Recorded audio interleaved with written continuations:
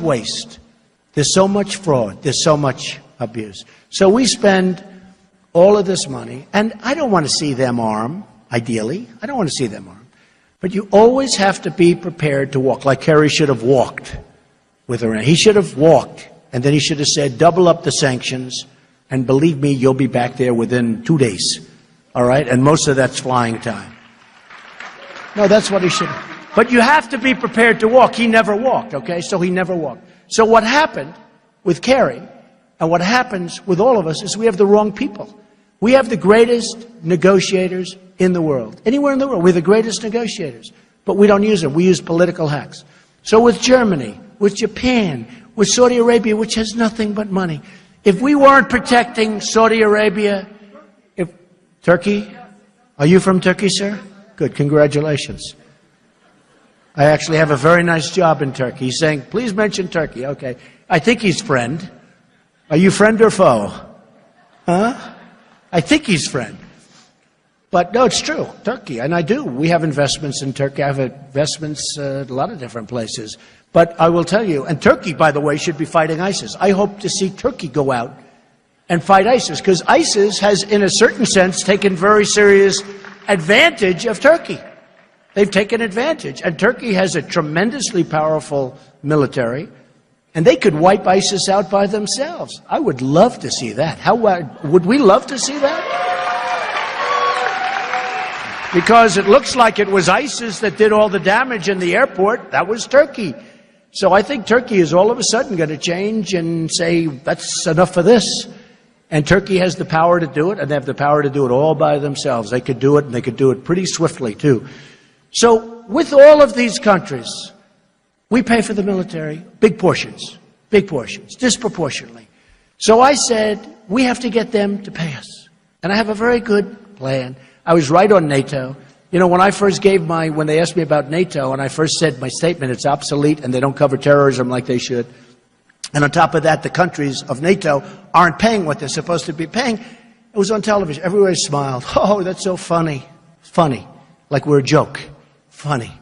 Then about 4 days later, they said, you know, Trump was sort of right. You have these people that study NATO, but they're so close to it. They're so totally close to it. They can't see the forest for the trees. Does that make sense? So about 4 days later, they said, you know, I said NATO's obsolete. And they don't have terrorism the way it should have. They don't even have the right countries for terrorism, actually. But they don't have terrorism as a big thing. And we're paying for so much, and a lot of these countries aren't paying what they're supposed to be paying, many of them. So we're protecting all these countries. They're not even paying us what they're supposed to be paying, and that's too little. So I made that statement. And I'm telling you, for 3 or 4 days, it was like Donald Trump doesn't know. Now, I'm not saying I'm an expert on NATO. Nobody ever asked me about NATO before. But I have a lot of common sense, and I have a lot of business sense. I built this great company. I built an unbelievable company. I have business sense. So 3 or 4 days later, all of a sudden, they start saying, you know, what Trump just said makes a lot of sense. Gee, So 2 weeks ago, I pick up the Wall Street Journal. And on the front page of the Wall Street Journal, headline, NATO to develop new unit for terrorism. That's what I told them. And then it announced one of the top people in the world, it is NATO, right? But one of the top people to be put in charge. Okay? I said, that's what I said. Now, my name was mentioned in the bottom. They said, Donald Trump complained. Oh, great. I didn't complain. I said NATO is obsolete because of that. That didn't mean abandon NATO. It didn't mean anything. Either you fix it or you have to develop something having to do with terrorism, but it's obsolete. We have a different world today than we had 40 years ago and 60 years ago. We have a different world. Even the Soviet Union is now Russia, but let's say Russia's damn strong, so leave it for that. But you know what? It's a different world. And I see things that a lot of people don't. I said, take the oil. You shouldn't. I also said, don't go into Iraq. It's a big mistake. You can destabilize the Middle East. They went in. But I also said, don't go out the way we went out. We just went out. President Obama announced we're going to be out by a certain date. The only thing deceptive about that was the enemy said nobody would have said that. So I don't think they believed it. And then the date happened, we left. And, you know, this all led to the formation of ISIS and lots of other things. But I said, when you go out, take the oil, right? How long have I been saying that? For years. And, you know, on television, they say, before I did that, they say, what is your plan? What is a plan? I said, I don't want to really say, because I have a really good chance of being elected. And I don't want to talk about it. You know, General Patton didn't sit on television and say, let's see, on July 16th, we're going to attack ISIS from behind. Were they going to knock out a battalion over here, and we're going to drop so many bombs at this quadrant, and we're going to get, here's my plan. And by the way, everything, do you ever notice? Everything we do, it's always hard because we always have to say. So I say to the television people, I don't want to really tell you. I was on Bill O'Reilly the other night. I said, Bill, I don't want to really talk about it. Believe me, I know what I'm going to do. We're going to knock the hell out of ISIS. I don't want to really too much talk about it. But here's the problem. You got to get elected, so you got to talk about it. It's a little defective. You got to get elected, so you got to talk about it. So I said I'd go in with NATO, and I'd make NATO do something. And I'd go in, and I'd also get all of the countries around there that are really involved and have to be involved. And I'd go, and you got to clean it up, because these people are chopping off heads. They're drowning people. We're not allowed to waterboard, right? We can't waterboard. They're allowed to chop off heads. They're allowed to drown people.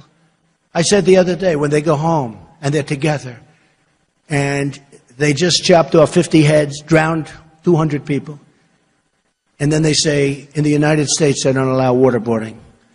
They think we are so stupid. They think we are so weak. They have no respect for us whatsoever. And remember this, the only thing they understand is strength. They don't understand kindness. They don't understand political correctness. The only thing they understand is strength and toughness. And we're weak. We're weak. And Hillary is weak as you get. Hillary is a weak person. She's a weak person. They will not understand Hillary. They want her to get in so badly. The last person they want to see become president of the United States, believe me, is Donald Trump. I can tell you that. It's the last person. They have dreams at night, and their dreams are that Hillary Clinton becomes president of our country. Believe me.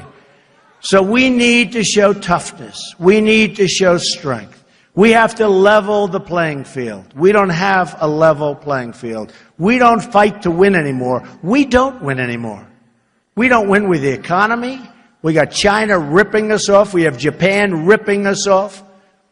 We have Mexico beating us at the border, beating us on trade, taking all of our companies. I mean, they're taking tremendous numbers of companies. It's unbelievable. I think one of the reasons I won Indiana is that the air conditioning company, Carrier, announced they were leaving. They're going to fire 1,400 people who went to my speeches. They were all over the place. Every time I said, who's here from Carrier? All these hands would be raised. 1,400 people fired viciously and stupidly because Carrier was moving, and they're from Indianapolis. Carrier was moving to Mexico. I think it had a huge, because I won. You remember that was going to be the firewall for the other people that were running against me.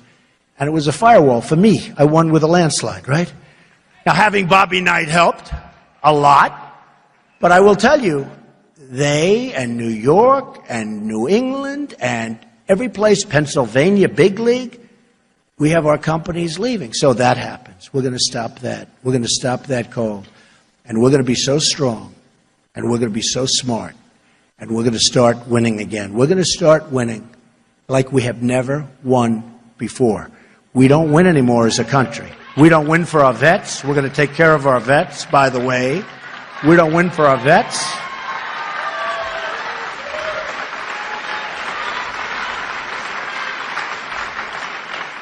We don't win for anything. We don't win for our pride. We don't win anymore. And it's going to stop. We're going to be victorious in so many different ways. As an example, Common Core. We're bringing our education back locally. We're getting rid of Common Core. We're getting rid of Common Core. We're going to bring our education local. Our education system is a mess, and a big reason is Common Core. So we're going to start winning again, folks. We're going to win with our military. We're going to win for our vets. We're going to win with education. We're going to win with healthcare. We're going to win big, big, big with trade. We're not going to have these deficits of $500 billion a year losses. We have with China $505 billion a year.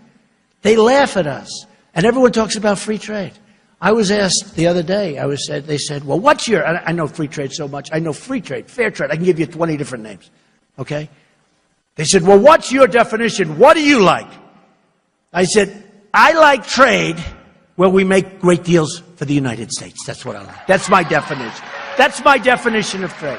I know every form of trade. I know every form of taxation. We're going to make great deals for the United States. We have the greatest negotiators in the world. We don't use them. We use political hacks. We're going to make great deals for the United States. So we're going to bring our money back. We right now owe China $1.8 trillion. We owe Japan $1.6 trillion. Think of it. Japan sends us millions of cars, and we owe them $1.6 trillion. You know what I call that? A magic act in reverse. It's like a magic act. So, folks, we're going to start winning again. We're going to win so much that the people of Colorado are going to be sick of winning. You're going to say, oh, I can't stand it. This guy, this president, he wins too much. We're not used to it. We can't take it. And your representatives and our great head of the Republican Party, who is a great guy, by the way, and I thank you for introducing me.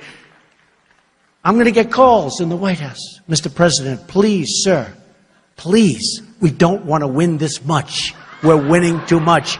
My people in Colorado are going crazy. We just don't want to win. Not that much, just a little bit. I'll say, no way.